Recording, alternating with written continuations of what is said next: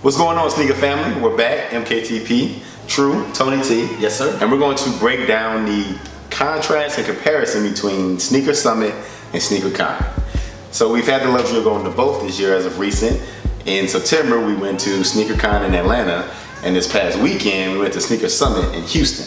So we're just going to go ahead on and break down the differences, the good, the bad, and the ugly, since those two are probably the most largest sneaker conventions in the sneaker community. So starting off, we're going to just run through the process. Starting off, reaching out, contacting. I was usually in charge of that. Both of them had similar processes, of course, emailing. We had a table at each of them, just to let you know, we didn't just go to attend. We were definitely, vendors, fully a part of the entire process. Reaching out, both of them is mostly the same process. You send out your email, they email you back. Both of them use, I think, Eventbrite, if I'm not mistaken, as far as making your payment. Sneaker Con table was a little more expensive, $200 as opposed to Sneaker Summit, $100 if you had an early bird special, and then $150. What do we get? We had $150. So we missed We missed on the early bird. We were just trying to confirm with everyone in Houston that we were going to go, and the team. To me, this is a very important step because this is like it's like first impression. You know what I'm saying? So when you reach out to someone that you're spending money with that you don't know, never been, I think it's very important for the reach back, the security, and just to feel confident that that your money is going to a safe place. So I think that. Start off, hands down. I'm glad both of them were professional on their game and things like that. So, but that is a good. I didn't know it was a jump of price difference. Like yeah, definitely a price difference. Actually, SneakerCon reached out and called me. I actually spoke to someone from SneakerCon, and they gave me a call and they gave me a rundown beforehand of making the purchase. Cool. And then they let me know that this is what you're getting. If you make the purchase, then we'll send you more information as far as going through the process and getting your table and things of that sort. So I thought that was really cool for someone to actually reach out and call. There was a difference as far as in packaging of what you got. The table was actually bigger for Sneaker Summit than the one in Sneaker Con, even though it was cheaper. So I thought that was pretty cool. The extra space made a difference. Which each one you get 2 chairs.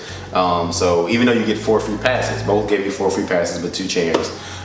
So that was basically the pre-process as far as just, each one. They were fairly similar, like I said, with Sneaker Summit and Sneaker Con. Except Sneaker Con, someone actually called, but, just you send your money off, Eventbrite, they send you back the information. From there you confirm, and then, you're good to go, and you'll get everything else once you get there. Sneaker Summit had like a nice package they sent us too, as far as like, that you print out, everything. This is all you would need to know. SneakerCon didn't do that. I don't believe that. No, it wasn't. They had like a couple of sheets, nothing. SneakerCon was real thorough and detailed as far as rules and regulations and stuff like that, which is very important, guys, when you're traveling. Let's say 3, 4, 6 hours away with a lot of valuable merchandise.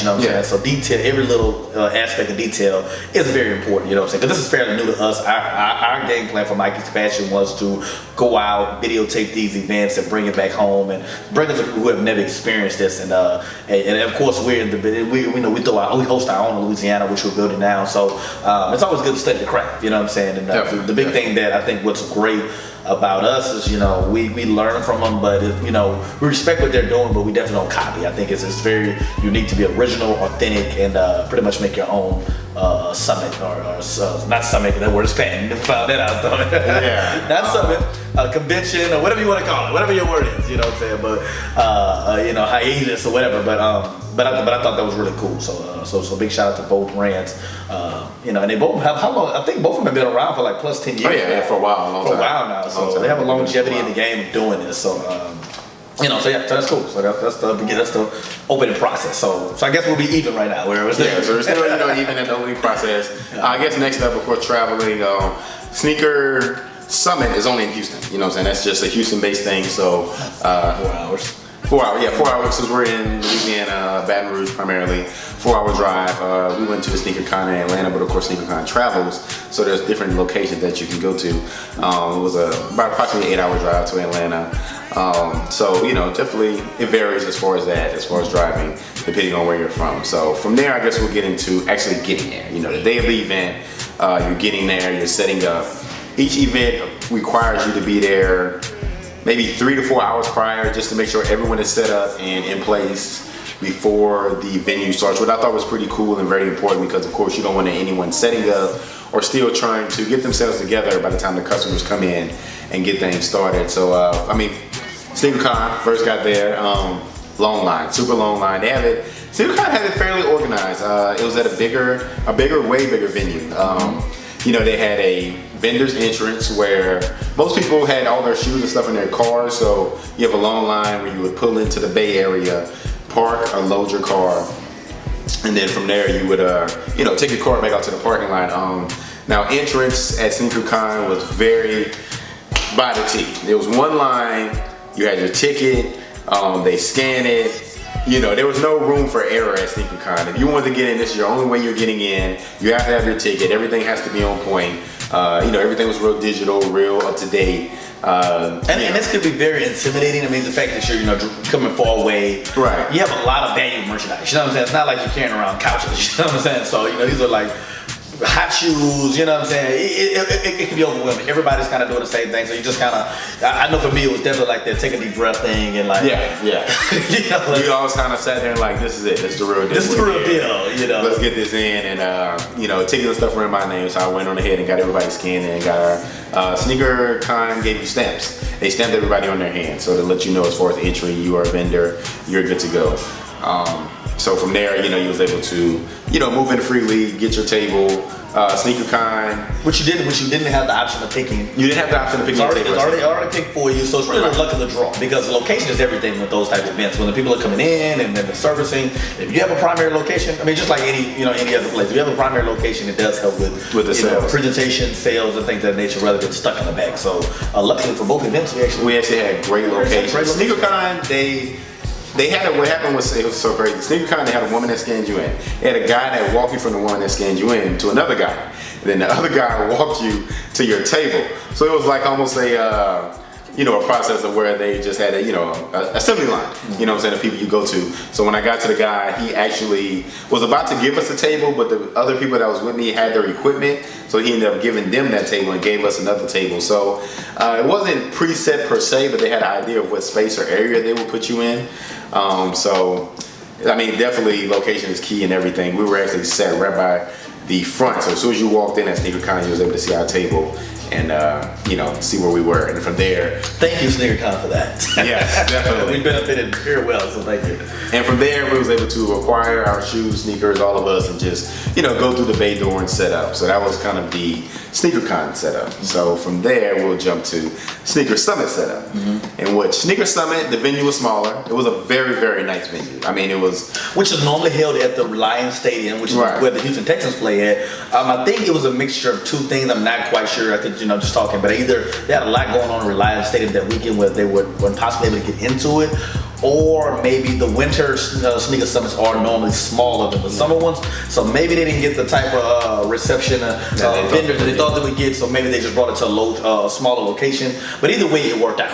We enjoyed ourselves, and we definitely it was good. It was work. But normally it is at Reliance Stadium. I will put that out there for them though. It was at the Bayou Center. I'm not sure. It was close to the Reliance Stadium, but it wasn't. I guess like a hall, like a hotel hall. I guess to give them a visual of what we were kind of like a ballroom, something like that. Exactly. Because it was very nice, crown molding, chandeliers, carpet throughout the whole thing. I thought that was crazy because you're serving drinks, you have kids, you have food, and they had carpet throughout the whole thing, which super nice. But it was a smaller venue. Sneaker Summit, I mean, per se, I guess the entry wasn't as organized. I ended up coming through originally one of the side doors with the vendors and was already in the venue without even checking in or anyone asking me any questions as far as, you know, why are you in here? How'd you get in here? What's going on?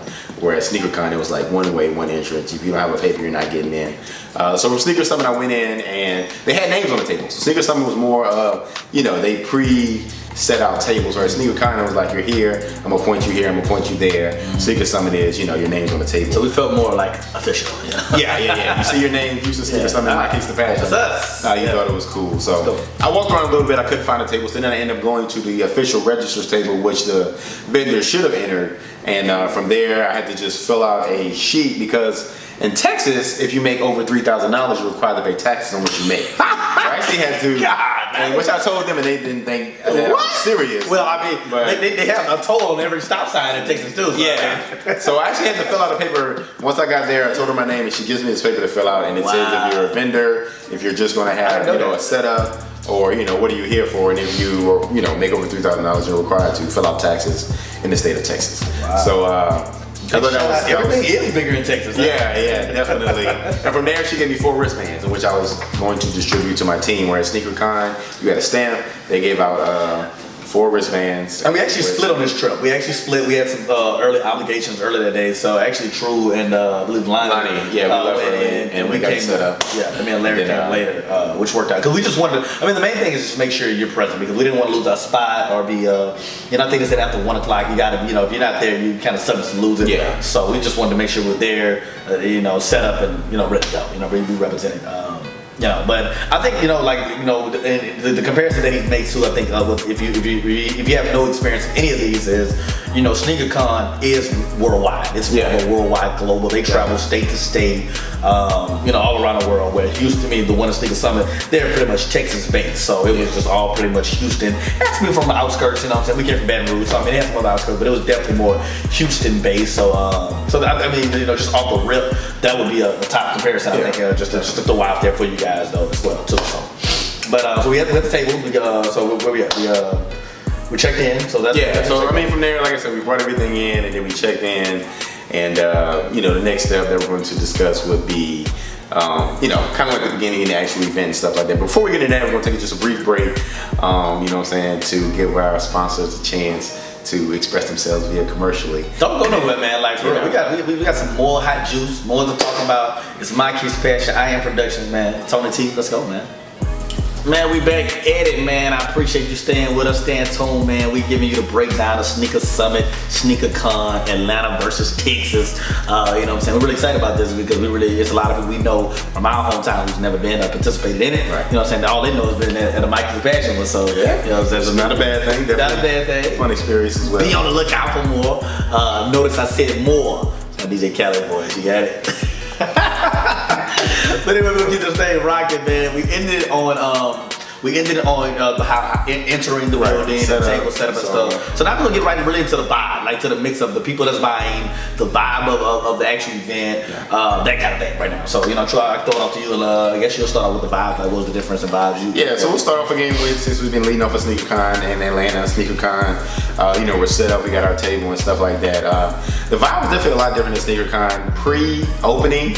A lot of people we had a lot of people visit our table trying to make a few purchases before the building even opened. Yes. It seemed like at SneakerCon, a lot of more younger crowd, more of a professional, so to speak. When I say professional, I mean more of people who do this. Like they buy, resell. That's all they do is just resell, acquire shoes, and being just really making a lifestyle off of it. And we had to learn very quickly to not sell to the people too much that were before we opened, because they're like us. They're here to put stuff on the table and make money. So they're trying to kind of scout around, so they get from low, put it on the table, and then double pay what we charge them. So so it's very important that when you get there, that it's good to network, but you don't want to sell too much because these are not actual consumers. These are people that's doing the same thing you're doing. They're coming here to make money, resell, or at least take it back home and put it in their stores online. So you got to be careful of how much you move actually before the event starts. So that's one thing we did learn. Actually, at both events. We got that for both events actually. So from that point on, doors open. I would definitely say SneakerCon line was extremely long. We have some footage. We'll definitely throw it in right about now. But SneakerCon had a line consistent. It was good. Set about quarter of a mile maybe. We're not exaggerating.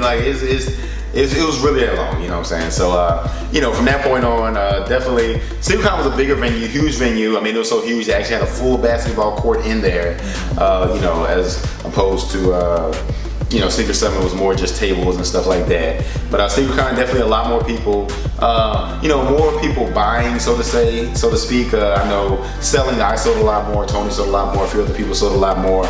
So, SneakerCon was more like, you're here, you got your table, do your thing, They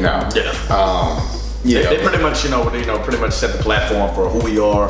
Pretty much what you pay for is what you get. You got the long lines, you got your table, we're done. You know what I'm saying? The rest is up to you. The rest is up to you to win it out. They had a trading pit in the back where you go to do trades. You know, a huge area set up where people were just holding what size you got, you know, do your trade and stuff like that. Which is cool because a lot of vendors hate the fact that, you know, that would block their business if you have a lot of people with bringing their own stuff. So I like the way that SneakerCon kind of pushed that into the back end. Like, if you hit a trade, you know, because the worst thing you can do as a seller is if they come up to your table and keep trying to trade for stuff. And like, I'm not trying to trade for more shoes. I'm here to make money. You know what I'm saying? So with that being said, they kind of pushed that to the back, which I thought was cool. And they had a legit check. Remember they had they had a great place you can go, which when I went there, everybody in line had Yeezys. They were checking, and they can let you know if your shoes were legit or if they were fake, which was, you know, very cool, very beneficial. Makes you feel more secure in what you're purchasing. Yeah, make you feel a lot more secure. If you bought a pair of Jordans or Yeezys or whatever case you bought, you could take it back there and get it. I think it was free. I think the first check is free. First check is free, and then after that they might have charged a little fee. But definitely cool. I still didn't really see the process of how they knew. They had a guy with a computer and stuff like that, so I didn't actually see his actual technique of how he can know. But he had some type of system that let us know. So I thought that was really cool. SneakerCon, like I said, it was, and a lot of the vendors that we met personally were from like far away. I mean, Memphis to Tennessee to Milwaukee. I mean, they're from all over the place. I don't think I rarely met anyone from Atlanta. Like a lot of people at SneakerCon, even the buyers were from far away. A lot of people come from far and wide to go to SneakerCon. And that was surprising to me because Atlanta is definitely, you know, like one of those metropolitan cities that, you know, have a lot going on. So I thought I would see more vendors from like t-shirt brands, clothing lines, boutiques, which we didn't. We didn't see a lot of this. I don't know if Atlanta just didn't know about it, didn't support it, or it just mainly came from out of state pretty much. But definitely it was cool from the standpoint of, and a lot more storefronts. I saw a lot of people had like stores back home. Like I have this store back home. You know, way more store involvement. So you know, not as much as more individual branding, I guess. You know. So from there, we switched over to Sneaker Summit, in which, you know, wasn't as much interaction prior to the event, but once the event kind of got going and stuff, it was more of a slower start as far as with sales and things of that sort. You know, people kind of feeling around, looking a little more timid, more so. And I think too, it was Sneaker Summit. These are people that actually buying shoes to wear them. Like I like that shoe. I purchased. Sneakers Summit was more like I said, the reseller. Like I'm buying. I don't care what sneaker. I don't care what size it is. I'm just get it because I know I can make money off of it, or this will look good in my store, or vice versa. You know. So Sneaker Summit to me was more like I like that shoe. What size is it? More for the consumer. For the consumer. There you go. So I think that was a big difference as far as. And I think that's why I started off a little slow too as well. You know what I'm saying for us there. One thing that was cool, I think, about Sneaker Summit is the fact that it wasn't so big. It was more of a sneaker homey atmosphere. Sneaker Summit had a stage, and Sneaker Summit actually provided a lot of entertainment throughout the night from the stage. A lot of giveaways, dance contests. I would definitely say Sneaker Summit was more fun. Definitely more of, you know, you're here, but we're going to provide you with entertainment as well. Whereas Sneaker kind of like you're here, you know, the rest is on you. Sneaker Summit was more like, yo, you know. Sneaker Summit was definitely just more Texas. I mean, it was the DJs were kicking it all day. They had people. Bon B was there. I know he's involved with Sneaker Summit. I know Perfect Pair. Got to meet him. Big shout out to homie Crep. Crep, big representative. They actually had both. You know what I'm saying? Yeah. So Crep is doing big. Monster gave out free monsters all day long. So we were up full monsters, not like little samples. And they had like different flavors. Flavors. Java and like strawberry, like regular original monster. Yeah. It was less intimidating. I felt more fun to just walk up to the guy next to me table and just chop it up at Sneaker Summit than I did at SneakerCon. SneakerCon was like, you know, if you're not talking money or about your business, then I really kind of trying to, and everybody felt like they were trying to steal each other at SneakerCon. It was more like, I do this, you do this, you know, buy me. You know, Sneaker Summit was more or less for just the average guy. You know what I'm saying? It was like a real cool feel. The music was good. One thing I did love, I think was a game changer for me, was they had food trucks.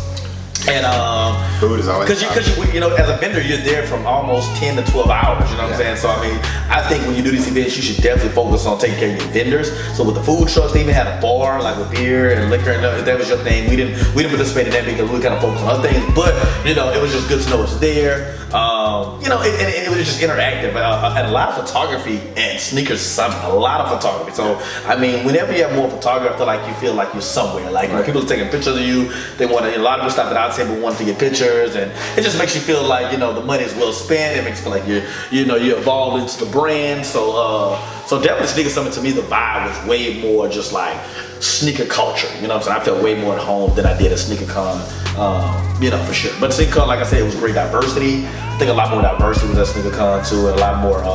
We saw you know, consumers all the way from the ages of 70, 80 to like families and with their little, you know, kids to just everything. You know what I'm saying? Well, SneakerCon, Sneaker Summit was definitely more like, I felt like the heartbeat of Texas sneaker culture. You know what I'm saying? So yeah, but both of them were definitely great experiences. You know what I'm saying? We great experiences. And all this, and selling shoes to my whole team is new for us. We really just got into like actually selling our shoes. Yeah. So it's definitely new. So just being able to negotiate what you think it's worth to what you're gonna actually get to having cash right there in your face, and you know, really having to make those decisions, and the beat up shoes to like, you know, just all of that. You know what I'm saying? Because one of our homies in our group, he actually bought like a really beat up pair of sevens. Yeah, you know what I'm saying? For like $60. So it's kind of a vintage look. Yeah. So and it varies. You know, they all vendors offer so much there. I mean, from clothing to the old vintage. I got a Seahawks jacket at Sneaker Summit that I'll forever be thankful for, because that's, you know, that was very something dear to me. But if you look on his Instagram, you will definitely see it. Yeah, go to Mike,